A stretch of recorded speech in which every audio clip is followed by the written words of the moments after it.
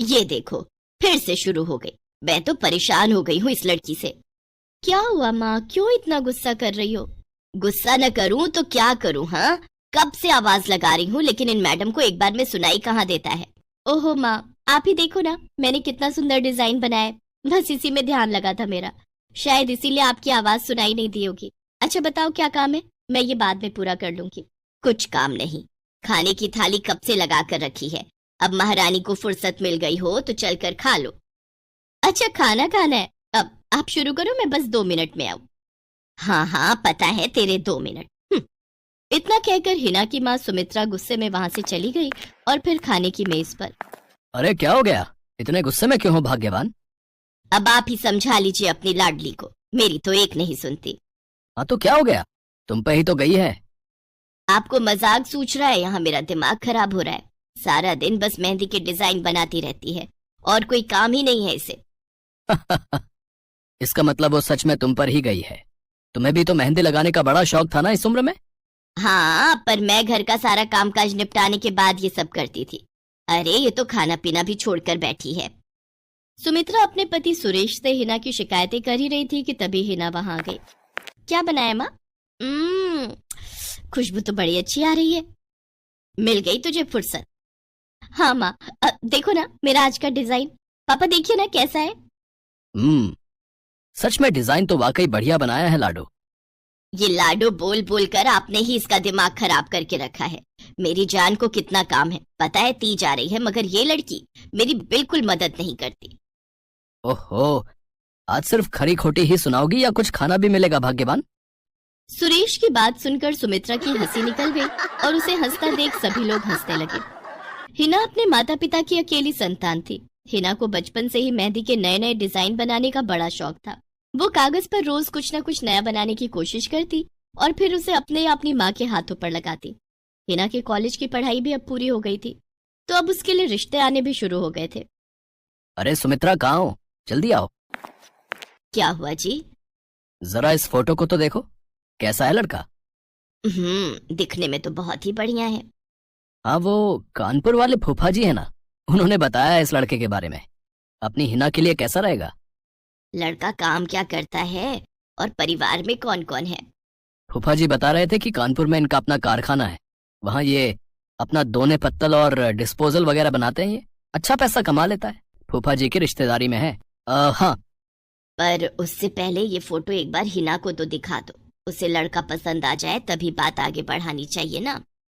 अरे हाँ, ये भी सही कह रही हो। लाडो, ओ लाडो, अरे कहाँ है बेटिया?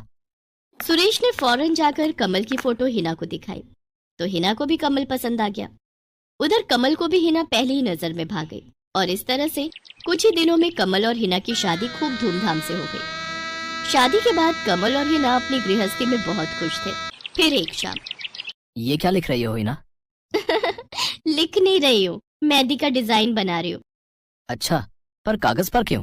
प्रैक्टिस तो रोज ही करनी होती है ना, तो इसीलिए कागज पर डिजाइन बनाती हूँ। अच्छा, अब जरा दिखाओ तो सही।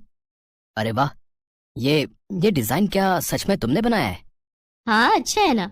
अब मैंने और भी बनाकर रखे हैं, रुकिए मैं भी लेकर आती हूँ। हिना ने अपने बनाए सारे डिजाइन्स कमल को दिखाए, जो कमल को बहुत पसंद आए और उसने हिना की खूब तारीफ की। सब कुछ अच्छा चल रहा था और ऐसे ही हंसी खुशी दिन बीत रहे थे। लेकिन फिर एक सुबह। हेलो, क्या हुआ राठी जी, इतनी सुबह सुबह फोन क्यों किया? सर आप जल्दी से आ जाइए, गजब हो गया, अपनी फैक्ट्री में आग लग गई है सर। सब कुछ जल गया सर, कुछ भी नहीं बचा सर, जल्दी आ जाइए आप। फोन पर अपने मैनेजर की बात सुनकर कमल के पैरों तले जमीन खिसक गई। फैक्ट्री पहुंचा तो देखा वाकई फैक्ट्री पूरी तरह से जल रही थी। तभी एक जलती हुई बड़ी सी लकड़ी कमल पर आ गिरी, जिसकी वजह से वो बुरी तरह झुलस गया। उसे फौरन अस्पताल पहुंचाया गया और यहाँ से सब कुछ बदल गया। फैक्ट्री के काम को बढ़ाने के लिए कमल ने हाल ही में कई सारी नई मशीनें लोन पर खरीदी थी। मशीनें तो नहीं बची, लेकिन लोन चुकाने के चक्कर में पहले कमल की गाड़ी बिकी और फिर घर। मजबूर होकर कमल और हिना अब किराए के मकान में रहने लगे थे। फिलहाल कमल की हालत ऐसी नहीं थी कि वो कोई और काम कर सके। ऐसे में हिना ने घर चलाने का जिम्मा उठाया और वो घर घर जाकर औरतों के हाथों पर मेहंदी लगाने लगी। हालांकि इस काम से उसे बहुत कम पैसे ही मिल पा रहे थे, लेकिन हिना फिर भी पूरी मेहनत कर रही थी। क्या से क्या हो गया ना हिना, मैं किसी काम का नहीं रहा, हम बर्बाद हो गए। मैंने कहा था तुम्हें रानी बनाकर रखूंगा, मगर मेरे रहते हुए भी तुम्हें कितना संघर्ष करना पड़ रहा है। ऐसा क्यों कह रहे हैं आप बिल्कुल चिंता मत कीजिए, देखना धीरे धीरे सब ठीक हो जाएगा। हिना चाहती थी कि वो अपना एक पार्लर खोले, लेकिन फिलहाल ये मुमकिन नहीं था। मेहंदी लगाने का काम भी सीजन पर ही मिल पाता था, तो अब दिक्कत खाने पीने की भी होने लगी। ऐसे में हिना ने एक सेठ के घर मेड का काम करना शुरू कर दिया। और फिर एक दिन, सुन, तुझे कोई मेहंदी वाली पता है क्या? क्यों मैडम? अरे वो तीज आ रही है ना, तो मेहंदी लगवानी थी। हाँ, बाहर इतनी गर्मी है, अब ऐसे में कौन बाहर जाए, तो घर पर ही आकर कोई लगा दे तो बढ़िया रहेगा।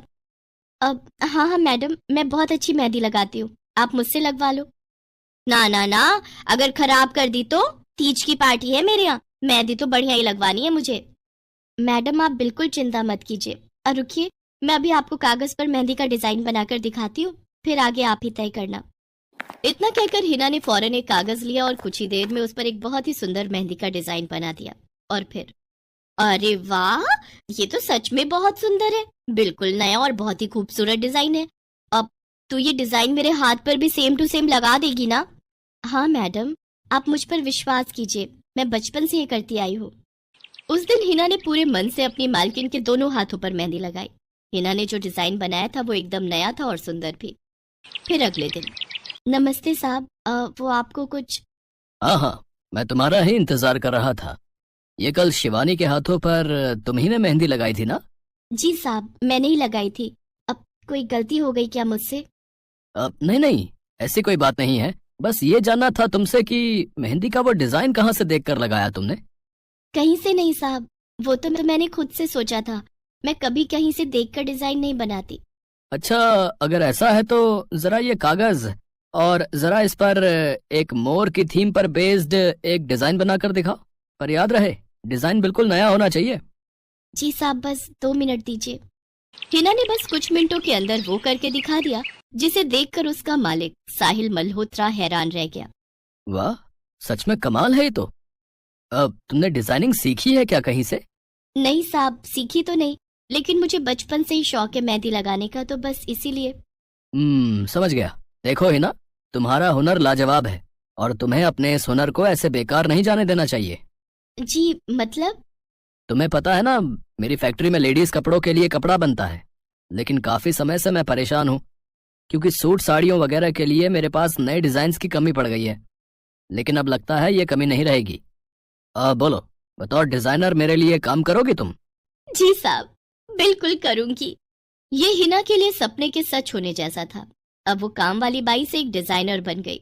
वो साहिल की फैक्ट्री में बनने वाले कपड़ों के लिए हर रोज नए नए डिजाइन बनाने लगी, और इसके बाद साहिल के फैक्ट्री में बनने वाले कपड़े की डिमांड काफी बढ़ गई, और इसके चलते हिना को भी उसके काम की बढ़िया सैलरी मिलने लगी।